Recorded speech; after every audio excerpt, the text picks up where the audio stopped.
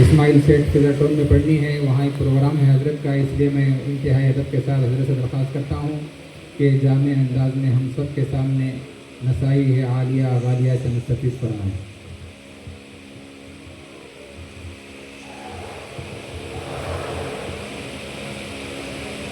السلام علیکم ورحمۃ اللہ وبرکاتہ۔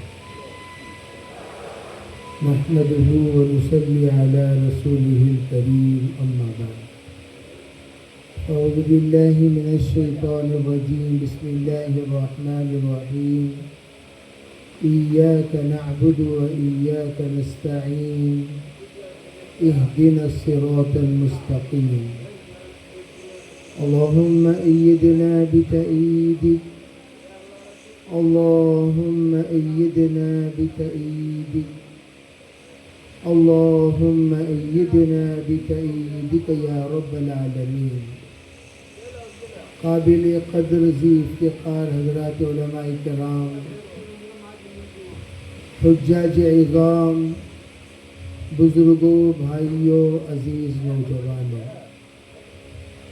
اس وقت ہم لوگ دعائیہ محفل میں حاضر ہیں۔ حج کو جانے سے پہلے عموماً دعا کی درخواست کے لیے یہ جماعت حجاج کے ارد گرد جمع ہو جاتی ہے۔ لا تنسانا بدعائک یا اخی، اس سنت کو ادا کرتے ہوئے کہ جناب رسول اللہ صلی اللہ علیہ وسلم نے حضرت عمر سے بھی بوقت سفر عمرہ دعا کی درخواست کی تھی، اسی طرح یہ مجمع بھی عورتوں کا، مردوں کا برائے درخواست دعا یہاں جمع ہے۔ اور جب دعا کی درخواست کرائیں یا کریں، اس وقت میں ہم یہ بھی دعا کی درخواست کر دیا کریں کہ جس طرح آپ کو اللہ نے بیت اللہ کی زیارت کے لیے قبول کر لیا، دعا کیجیے اللہ تعالی ہمیں بھی، ہمارے نسلوں کو بھی قبول کرے۔ یہ سعادت کوئی معمولی سعادت نہیں ہے۔ جلسوں میں شرکت یہ حرکت کے لیے ہے، حرکت کے لیے ہے، اور اپنے اندر تبدیلی لانے کے لیے ہے۔ یہ خصوصاً دینی مجالس یہ کوئی رسمی مجالس نہیں ہوا کرتے۔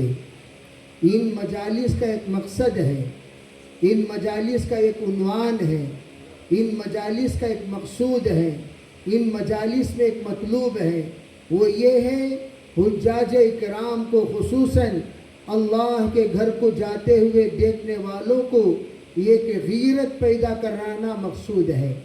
عربی تیرے سامنے کا بچہ، تیرے سامنے کی کم حیثیت والا، کم طاقت والا، کم ہمت والا، جب اللہ کے گھر کی دیدار کے لیے اپنے شوق سے، اپنے ذوق سے، اپنے طلب سے، اپنے تڑب سے جا سکتا ہے، اور تم تو اس سے پرانے مالدار ہو، اس سے پرانے حیثیت والے ہو، اس سے پرانے ہمت والے ہو، اس سے پرانے ذوق رکھنے والے ہو، تمہارے اندر یہ جذبہ کیوں نہیں پیدا ہوا؟ پہلی بات تو یہ ہے ہم لوگوں کو ترغیب دینا ہے۔ ترغیب کبھی بشیرن بھی ہوتا ہے، نذیرن بھی ہوتا ہے۔ بشیرن تو دیتے دیتے بھئی ایک بڑا مجمع دنیا سے رخصت ہو گیا، نذیرن بھی دینے کی ضرورت پڑتی ہے۔ وہ یہ ہے کہ حج نہ کرنے کا انجام کیا ہوگا، حج نہ کرنے کا انجام کیا ہوتا ہے۔ بہت بڑا مجمع ایسا ملے گا آپ کو جن پر حج فرض ہو کر 10 سال کا عرصہ ہو گیا، 20 سال کا عرصہ ہو گیا، 40 سال کا عرصہ ہو گیا، انہوں نے اپنے جمع کردہ پونجی کو دیگر تمام مصارف پر لگایا، لیکن دماغ میں، دل میں کبھی یہ خیال آیا ہی نہیں مجھ پر ایک فریضہ ہے، اسے انجام دینا چاہیے۔ میرے عزیز بھائیو، بڑی معذرت کے ساتھ کہنا چاہتا ہوں، نبی اکرم صلی اللہ علیہ وسلم اتنے ناراض ہو کر موت تک کے بارے میں آپ نے کسی عنوان پر نہیں کہا آپ نے کہا تو کہا یہاں اگر کوئی حج کی استعداد رکھنے کے باوجود حج نہ کرے مات یہودین و نصرانین، وہ یہودیت کی حالت میں مرا ہے یا نصرانیت کی حالت میں مرا ہے۔ اللہ ہم میں شریعت کی حفاظت فرمائے۔ میں اس لیے درخواست کرتا ہوں تمام خواتین سے بھی، تمام مردوں سے بھی، خواتین کے پاس اتنے زیورات ہیں کہ وہ 5 حج کر سکتی ہیں، 10 حج کر سکتی ہیں، لیکن زیورات بڑھا رہی ہیں، دیگر کوئی کام میں نہیں لاتی۔ اسی طرح مردوں کے پاس ماشاءاللہ خود کا گھر بن گیا، خود کا بنگلہ بن گیا، خود کی گاڑیاں بن گئی، خود کی دکانیں بن گئی، خود کی تجارت سیٹ ہو گئی، لیکن آج تک بھی وہ حج کے بارے میں سوچے نہیں۔ اس لیے آج ہم لوگ اس محفل میں جب آئے ہیں نیت کرتے ہوئے جائیں کہ انشاءاللہ ثم انشاءاللہ آئندہ سال ضرور بھی ضرور جن پر حج فرض ہو چکا ہے وہ ضرور انشاءاللہ حج کریں گے۔ سب نیت کریں گے بھی انشاءاللہ۔ اس کے ساتھ یہ بھی ارادہ کریں یہاں آنے کے بعد میں سختی کے ساتھ چند سالوں سے یہ بات کہتا ہوا آ رہا ہوں، وہ کیا ہے، حاجیوں کو جب حج کو جا رہے ہیں ان کو ڈسٹرب مت کرو، عمرے کو جا رہے ہیں ڈسٹرب مت کرو۔ کس اعتبار سے ڈسٹرب کرنا، وہ جا رہے ہیں احب البقاء عند اللہ مساجدها، اللہ کو سب سے زیادہ پسندیدہ گھر وہ اللہ کا گھر ہے، اور فرمایا لا تشد الرحال الا الى 3 مساجد۔ تم اگر سفر کا ارادہ کرو 3 مساجد کا کیا کرو، اس میں یہ مسجد حرام ہے، بیت المقدس ہے، مسجد نبوی ہے۔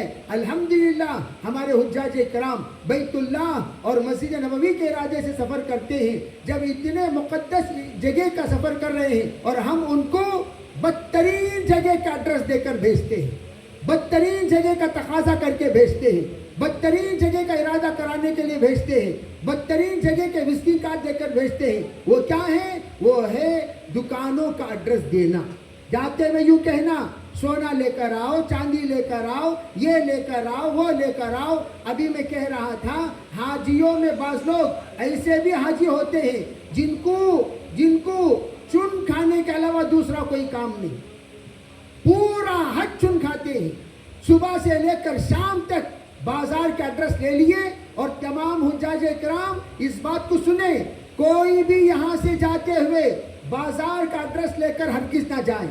وہاں جانے کے بعد وہاں جانا، وزٹنگ کارڈ دیو، وزٹنگ کارڈ دیو، وزٹنگ کارڈ دیو، بھیک منگے جیسا منگو، جیوا پورے وزٹنگ کارڈ سے بھر لے کر آنے کے بعد دوسرا جو حاجی جاتا ہے اس کے پاس وزٹنگ کارڈ ثبوت کرتے ہوئے یہ ایڈریس پر یہ چیز ملتی، یہ ایڈریس پر یہ چیز ملتی۔ ہاں بھائی زمزم اور کھجور کا ایڈریس دیتے ہیں ٹھیک ہے، اس کے علاوہ دیگر تمام خرافات الا بلا چیزوں کے ایڈریس ہیں، اور یہ لوگ جاتے ہیں مکے اور مدینے کے نام سے، آدھا سفر بازار میں گزر جاتا ہے۔ اسی وجہ سے ولا رفث ولا فسوق ولا جدال، جن 3 چیزوں سے منع کیا گیا، یہ تینوں چیزیں بازار کی نحوست سے سرزد ہوتی ہیں، پیش آتی ہیں۔ بے حیائی کی باتیں، نظریں بے حیا ہو گئی، ملاقاتیں بے حیا ہو گئی، اور جب بھاؤ تاؤ کا معاملہ ہوا زبان پر گالیاں بھی آ گئی، غیبتیں بھی ہونے لگی، پھر اس کے بعد پیسہ جب کم ہوا جھگڑا آنا شروع ہو گیا، تمہیں اسے لیے اسے لیے نہیں، اسے لیے اسے لیے نہیں۔ اللہ کا واسطہ دیتا ہوں، ارے بھائی آپ کو بازاری بن کر کوئی بھیج رہا ہے وہ آپ کا خیر خواہ نہیں ہے۔ آپ سختی کے ساتھ یہ ارادہ کر لیں میں جا رہا ہوں حرمین شریفین، میں وہاں جانے کے بعد صرف تمہارے لیے دعائیں لے کر آؤں گا، تمہارے لیے حضور کی شفاعت لے کر آؤں گا، تمہارے لیے حضور صلی اللہ علیہ وسلم کی طرف سے توجہ لے کر آؤں گا، بس اس سے بڑھ کر اور کیا چاہیے، بس اتنا کافی ہے۔ اس کی درخواست کریں، اس کے علاوہ کوئی چیز کی درخواست نہ کریں۔ انشاءاللہ آپ دیکھیں گے حجاج کرام کو بڑے نورانی والا حج کریں گے، بڑے بابرکتوں والا حج کریں گے، بہت ہی زیادہ رحمتوں والا حج کرتے ہوئے وہ دیکھیں گے آپ کہ جس طرح حضرت تھانوی نے فرمایا مقبول حاجی وہ ہے، مقبول حاجی وہ ہے جس کا حج اس کی زندگی میں تبدیل لائے۔ وہ کون ہوگا؟ جو بازار کا گشت کرے بغیر، بازار کی سے پردہ کرتے ہوئے. میں کہتا ہوں ہمیشہ نامحرموں کو دیکھنا جس طرح ناجائز ہے، اسی طرح دنیا کو دیکھنے سے بھی سرکار مدینہ صلی اللہ علیہ وسلم کو منع کیا گیا. اللہ نے روکا. جب روکا کیا مطلب؟ جب دین کے لیے جاتے ہو دنیا کو مت دیکھا کرو، ورنہ دل میں دنیا بسا کر آؤ گے دین نکل جائے گا. اس لیے میرے عزیز بھائیوں، عاجزانہ گزارش ہے آپ حضرات سے، جو بھی حجاج کرام جا رہے ہیں ان کو آپ ڈسٹرب نہ کریں. ان سے صرف دعا کی درخواست چٹھی دیں گے، سلام کی چٹھی دیں گے، ذرا تیرے بھانجے کا خیال رکھ با، تیرے نواز تیرے بھانجی کا خیال رکھ با، تیرے اس کا خیال رکھ با. یہ سب خیال رکھتی انشاءاللہ.